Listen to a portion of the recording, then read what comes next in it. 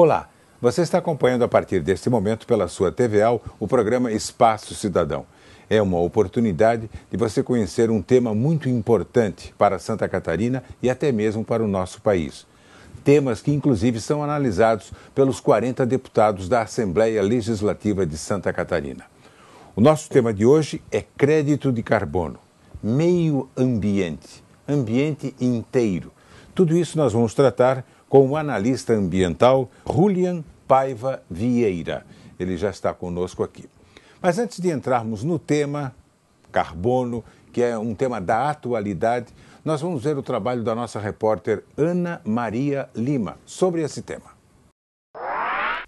O Protocolo de Quioto, assinado em 99, determina uma cota de emissão de gases de efeito estufa para cada país. Aqueles que não atingem as metas de redução tornam-se compradores de créditos de carbono. Por outro lado, as indústrias que diminuíram suas emissões abaixo das cotas determinadas ou países em desenvolvimento podem vender a preços de mercado o chamado crédito de carbono. A maioria dos projetos de carbono que fazem neutralização de eventos, neutralizações de empresas, eles fazem isso em grandes áreas. Eles compram grandes áreas de terra e plantam árvores, normalmente árvores exóticas, eucalipto, pinos, que são árvores extremamente eficientes na retenção do carbono. Porém, são árvores que não têm biodiversidade, que não trazem nenhum acréscimo à questão ambiental, né, a questão de fauna e flora daquela região. E para fazer esses grandes empreendimentos de carbono, eles acabam excluindo a população local. Ou seja, os populares acabam trabalhando no momento do plantio e depois não tem mais o que fazer naquela área. E acabam sendo excluídos dessa área e vão para outras áreas trabalhar em outros projetos de plantio. Então acaba que você tem um processo de exclusão no campo, né, e de trabalho temporário. O projeto Carbono Social em Rede foi desenvolvido para convergir as possibilidades do mercado de carbono com as necessidades da agricultura familiar e ainda contribuir para a redução dos gases causadores do efeito estufa, incentivar a produção de alimentos agroecológicos, propiciar a capacitação a uma parcela da população rural, principalmente crianças e jovens, e contribuir com a sobrevivência de grupos de agricultores familiares no campo. A minha opinião, eu sempre fui um defensor, principalmente da questão nativa, né? Principalmente frutíferas, porque quando você trabalha com frutífero nativo, você está, além de estar preservando a questão ambiental, você também está trabalhando com, principalmente, a fauna e a flora, né? Então, questão do trabalho com os animais também, né? E devido à degradação ambiental, com o passar dos anos veio acarretando, né? Devido aos agricultores da má utilização, digamos assim, até por questão de sobrevivência às vezes, hoje a gente chegou assim no patamar que a gente tem que então reflorestar. Tá? Então assim, tem muitos agricultores que já estão abrindo a visão, né? Hoje entra a questão do crédito de carbono, e tem outras questões também que vêm assim para facilitar e também para orientar a questão dos agricultores nesse sentido, né? Então, minha opinião, realmente assim, eu sou um defensor, né? Desde que me formei, sempre voltei a trabalhar nessa questão dos orgânicos, agroecológicos, da preservação ambiental, das reciclagens de matéria orgânica, né? Então, assim, acho que mais do que nunca, né?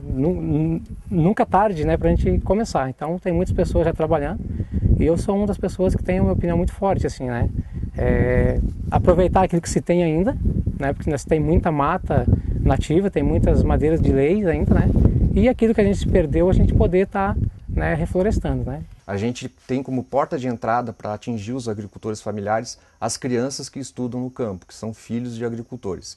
Hoje a gente trabalha em mais de 7 escolas rurais, né, na nossa região, em 7 municípios diferentes.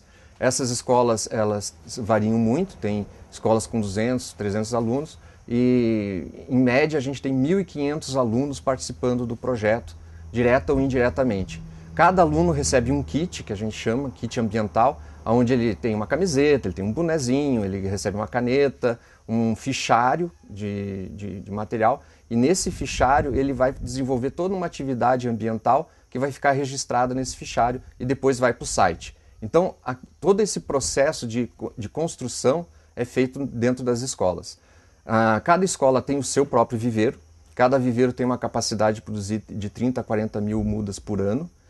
O nosso projeto ele prevê o plantio de 500 mil mudas na região, né, isso para 2 anos, é uma quantidade bastante grande de mudas.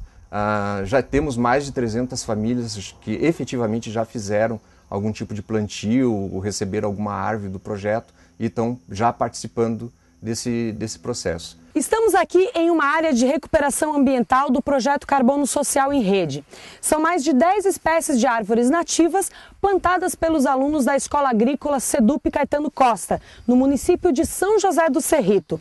Estas árvores ficam aqui, disponíveis para quem deseja adotá-las para a neutralização de carbono de suas atividades.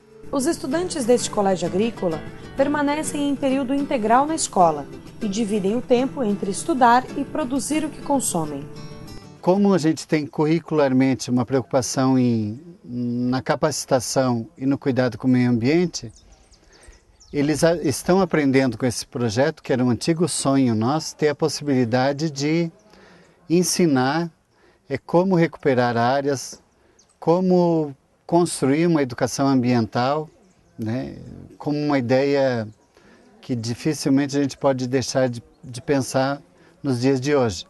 Então, com a parceria com o Centro Vianney, com a Petrobras, esse projeto de carbono em rede nos deu a possibilidade estrutural de realizar um antigo sonho, que hoje se torna uma realidade, de recuperação das nossas áreas aqui na escola, ensinando o nosso aluno a trabalhar com a questão ambiental.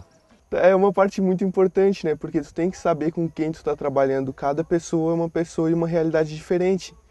Tu não pode chegar a propor um projeto para um agricultor que vai ocupar uma área muito grande que às vezes ele nem tem. Tu tem que ir lá, conversar com ele, ver a realidade. Às vezes alguns agricultores acham, para que eu vou plantar árvore nativa se eu posso plantar uma exótica? E assim a gente tem que conscientizar eles também, né? É feito todo um trabalho de extensão rural, bem na verdade, em algumas propriedades antes da gente fazer as doações de mudas. Esse estágio aqui no Carbono Social é bem diferenciado, porque a gente não trabalha só com as mudas, né? A gente trabalha com uma parte que eu gosto muito na agricultura, que é a agroecologia. A gente vai em reuniões com eles, a gente tem o contato direto com o agricultor, né? E lá a gente participa de reuniões dos grupos agroecológicos e tudo, e junto contribui nessa parte do mercado voluntário de carbono, né? Com a doação de muda, neutralização de eventos e coisas assim. Quem tiver interesse em mais informações sobre o projeto, pode acessar o site www.carbonoemrede.org.br.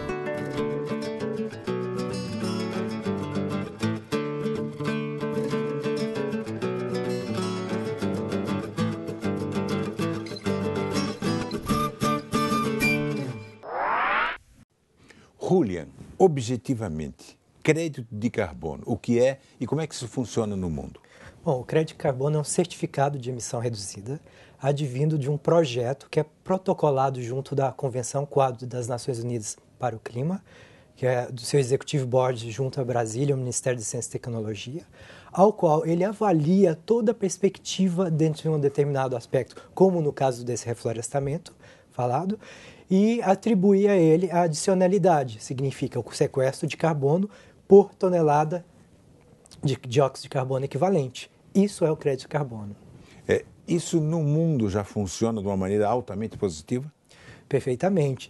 No próprio protocolo de Quioto, através da Convenção dos Climas, tem o artigo 6º, que fala a negociação entre os países ricos, o artigo 12, que é entre os ricos e desenvolvidos, como no caso do Brasil, e o 17, que é a negociação desses certificados em si.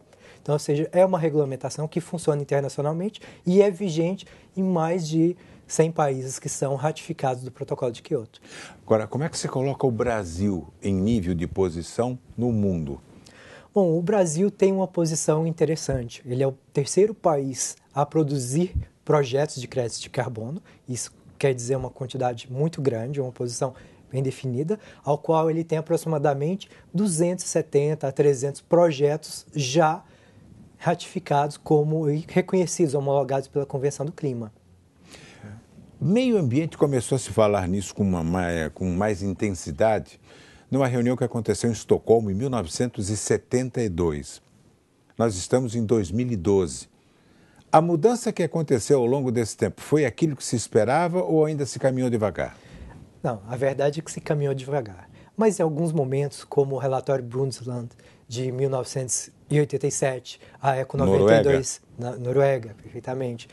A Eco 92 Rio de Janeiro. Uma das boas coisas do Collor. Perfeitamente. Foram poucas, né? Foram poucas, mas tiveram boas. Graças a Deus, o nosso país ele é abençoado nesse aspecto. Gerou o programa 21 na Eco 92, que esse programa 21 justamente permite analisar o meio ambiente e atribuir o que Estocolmo fez. Quer dizer que o meio ambiente precisa da economia para se desenvolver e permitir que o ser humano participe salutarmente. O Rulli, a gente tem que dizer que os dois têm que andar sempre juntos, um depende do outro. Não só os dois. O progresso, mas com o meio ambiente respeitado. Não só os dois, os três. A economia, o meio ambiente e o ser humano, ou seja, o social. O social, perfeitamente. E hoje no Brasil isso acontece na prática, na realidade? Em alguns locais tem acontecido. A gente pode falar no âmbito de créditos de carbono em si, tem os projetos que a gente chama de multissítio, que são vários pequenos produtores, como no caso ali dos reflorestadores, pequenas localidades gerando crédito no âmbito de um só projeto, ou uma indústria que ela própria gera um projeto só. No entanto, ela tem todos os trabalhadores e os projetos sociais atribuídos no âmbito desse sistema. Então, ele trabalha assim os três aspectos, porque ele permite o recebimento financeiro por aquele benefício ambiental e todos os agentes que ali são trabalhadores dentro do projeto em si. Crédito de carbono, quais são os números mais atuais que você teria dentro do Brasil, a nossa realidade? Nós estamos num momento de economia ao qual está instável no mundo inteiro. O Brasil não está deficitário com relação, economicamente falando, ele tem progredido, né? Só que assim, a previsão para 2020 é que a economia verde, ou seja, crédito de carbono, advindo de vários meios, florestais, meio energético, meio da sinocultura, por exemplo, ele responda por 3% de toda a economia mundial. Então, se a gente falar de 1 trilhão da economia mundial, aí, 3% é uma representatividade muito interessante, somente em benefício da sustentabilidade. Então, o que a gente necessita é de uma política pública que reconheça esses aspectos e facilite que as pessoas aderam e passem a fazer parte de todos esses projetos. Né? Tragam sustentabilidade para os seus negócios, para as suas vidas também. Bom, eu falei de Brasil, agora falo especificamente. Como é que você coloca Santa Catarina neste tema? Santa Catarina, eu vejo o seguinte, ela tentou trazer um código florestal, ela tem aí um déficit para ser trabalhado no âmbito energético, também no âmbito de saneamento público, né? Todos esses podem vir entrar junto a créditos de carbono. Então, por que não começar a especificadamente verificar onde estão, isso através de levantamentos de inventário de gases de efeito estufa, medições, para se postular possivelmente projetos. Se a gente partir dessa premissa de ser 3% do PIB em 2020, quanto isso poderia representar para a própria economia e trazendo benefícios tanto para a indústria, como para o desenvolvimento e como para a sociedade. Rapidamente, quando a gente fala nesse problema de meio ambiente, tem exagero da mídia ou não? Não existe exagero, porque cada coisa que a gente faz causa um reflexo no meio ambiente. Então, não existe exagero. No entanto, vamos dizer assim, a mídia não pode se atentar para um só elemento, que o meio ambiente ele é integrado. Então, ela tem que observar se outros aspectos estão fazendo parte disso. Né? Por exemplo, se a gente não está tratando o nosso esgoto aqui, ele pode estar refletindo nas demais. Não só sujando o oceano, por exemplo, está em volta de Florianópolis, como está emitindo metano para a camada de ozônio, entendeu? Que é um dos ativos que se transforma em dióxido de carbono. Nós vamos a um intervalo agora e vamos continuar conversando com o Julian Vieira a respeito desse tema. Crédito de carbono, meio ambiente. Qual a realidade que está acontecendo no mundo? Nós já voltamos com este tema que é muito interessante dentro do Espaço Cidadão, aqui pela TVAL.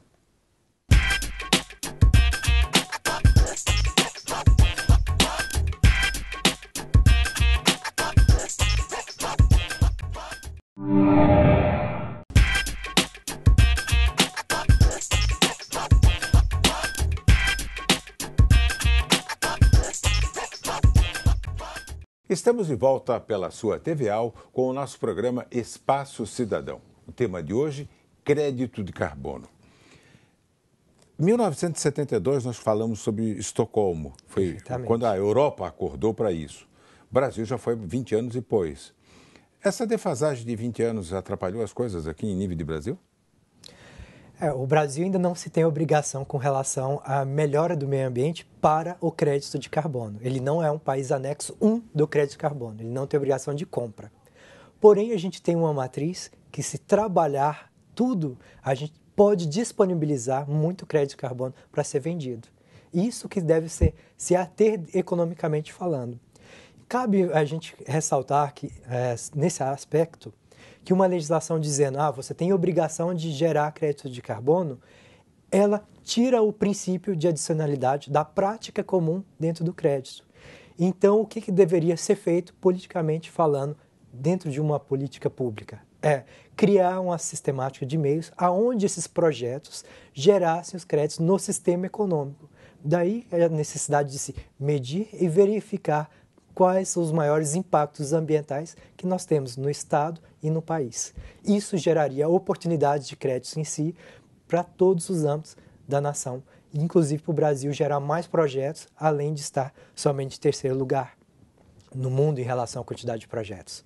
Agora, a legislação no Brasil e também em Santa Catarina, nós temos aqui na Assembleia Legislativa de Santa Catarina um projeto do deputado Darcy de Matos, que ele fala sobre tratar deste tema nos prédios públicos do Estado. Você imagina quantos prédios públicos existem em Santa Catarina.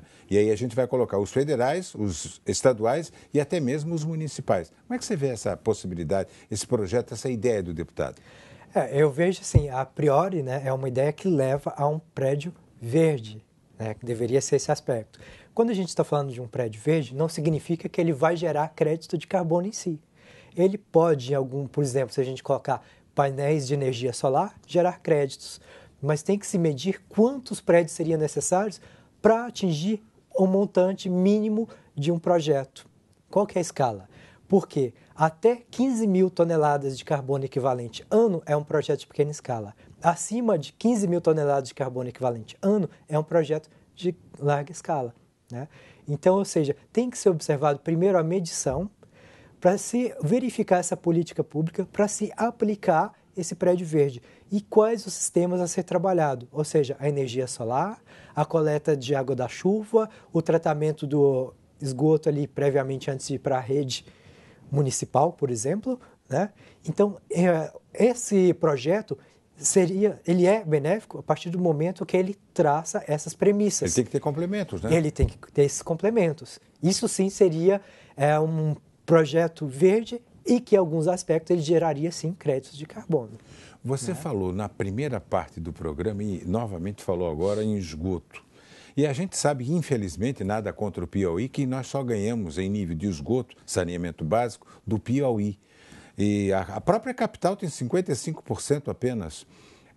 O administrador municipal, ele já está conscientizado para a necessidade de que isso também pode gerar crédito de carbono mais tarde, se ele trabalhar de uma maneira correta com o meio ambiente e também com saneamento básico? Ou é difícil botar isso porque é enterrada a obra?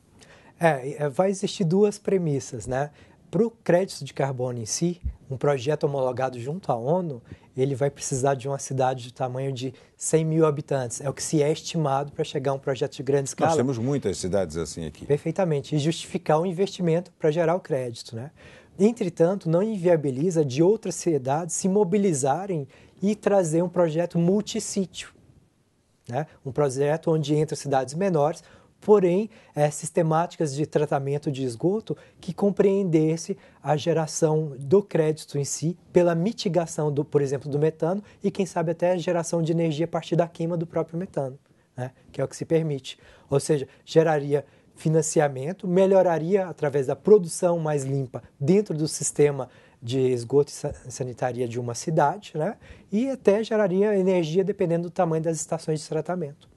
Isso poderia ser uma atividade, já pensando no crédito de carbono, de municípios, ou seja, municípios se juntarem para fazer isso para aquela área? Penso que deveria ser. Provavelmente tipo cooperativa? Assim. Por que não?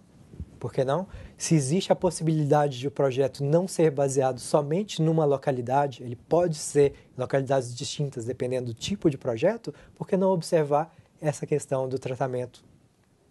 Você acha, Julian, que entre os primeiros contatos da própria ONU em 1972 em Estocolmo e depois no caso que aconteceu no governo Collor em 92 e a realidade de hoje, isso caminhou com a velocidade que deveria caminhar ou ainda tem um freiozinho de mão puxando? Existem duas correntes, né? A econômica, que diz que se apertar demais seria inviabilizado, e a ambiental, que quer que aconteça tudo do dia para a noite. Não se faz dessa forma, né? Inclusive, tudo é balizado em função do tempo e do reflexo. O ideal é caminharem juntas. Caminharem juntas. É tanto que o projeto de créditos de carbono em si, ele é estipulado em função do tempo. Ele tem um projeto de 7 anos, 10 anos, 15 anos e 20 anos. Um projeto florestal, por exemplo, é um projeto de 20 anos. Já um outro projeto de pequena central hidrelétrica gira em torno de 7 anos ou 15 anos, dependendo do tipo do projeto. Protocolo de Kyoto, os Estados Unidos nem tomaram conhecimento. E isso continua repercutindo até os dias de hoje. É um atraso? Ou eles só cuidaram do lado deles? Existem duas coisas com relação aos Estados Unidos. Em todas elas sempre existem duas. Que a gente deveria abordar. Eles têm uma legislação particular, porque permitiram que algumas cidades e estados ratificassem o protocolo.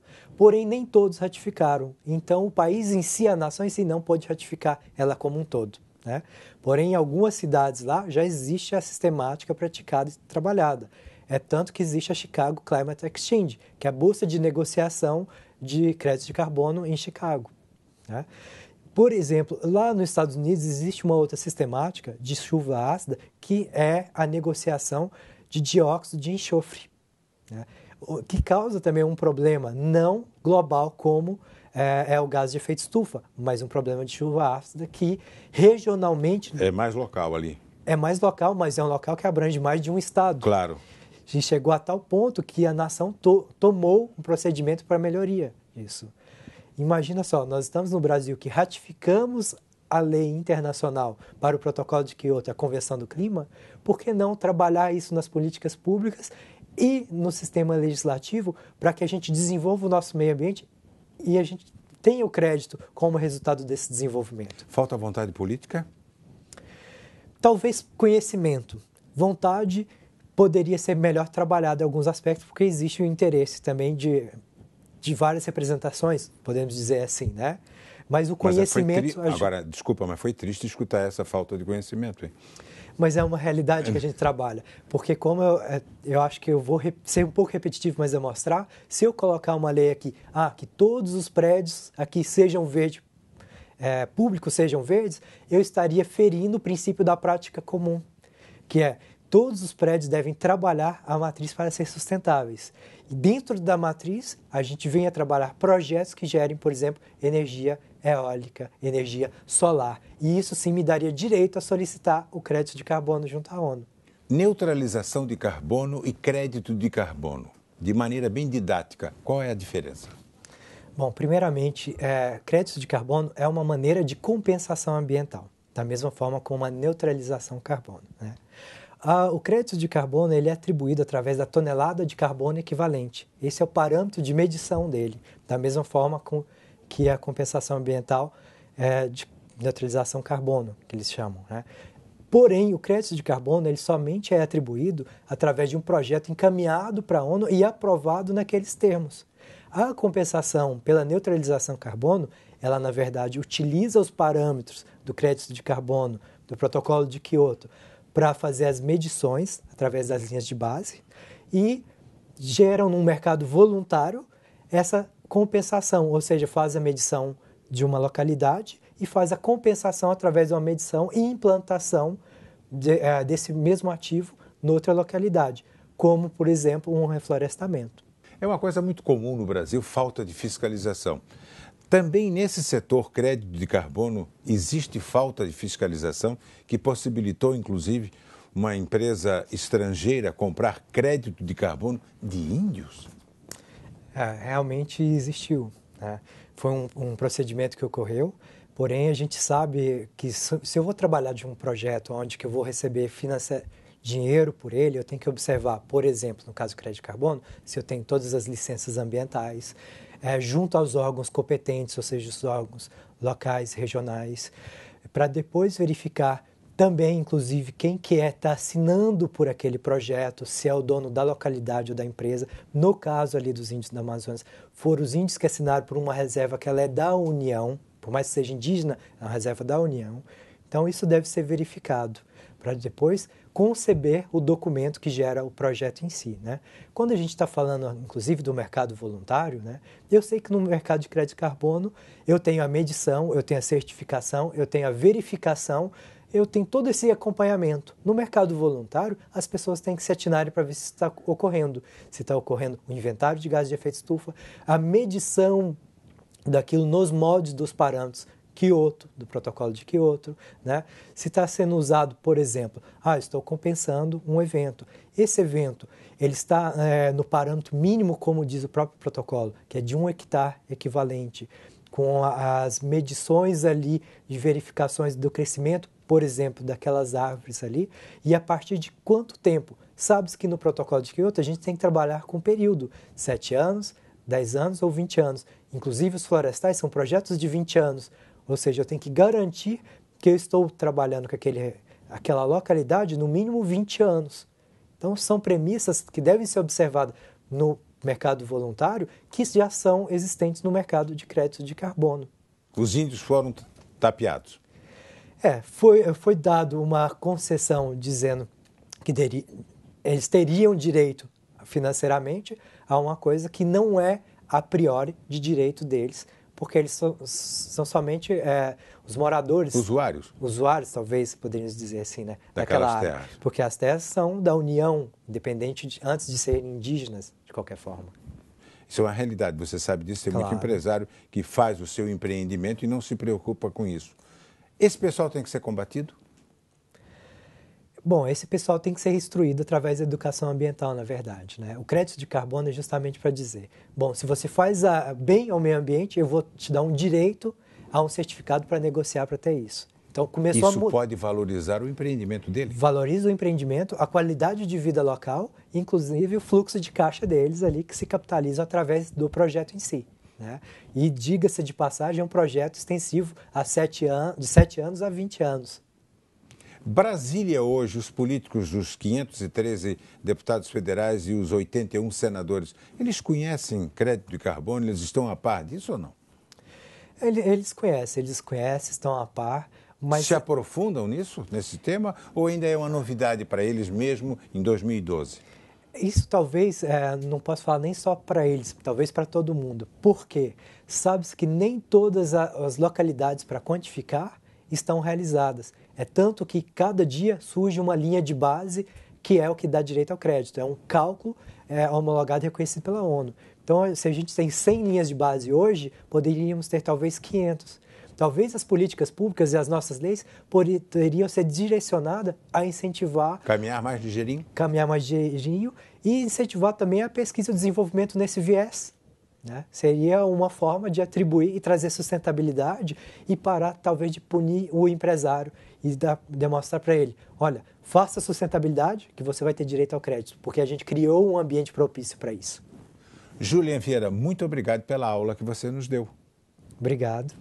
Eu conversei com o Julian Vieira, analista ambiental. Nosso tema de hoje foi crédito de carbono. Tudo isso começou em 1972 em Estocolmo. Depois teve, inclusive, o protocolo de Kyoto, que não foi assinado por alguns países, não só os Estados Unidos, outros países também, mas a repercussão continua até hoje. Você precisa se aprofundar mais. E foi a oportunidade que nós tivemos através do Julian aqui conosco, falando sobre crédito de carbono. O Espaço Cidadão fica por aqui, mas fique atento, hein? Semana que vem nós voltamos com outro tema envolvendo também a Assembleia Legislativa de Santa Catarina. Até lá!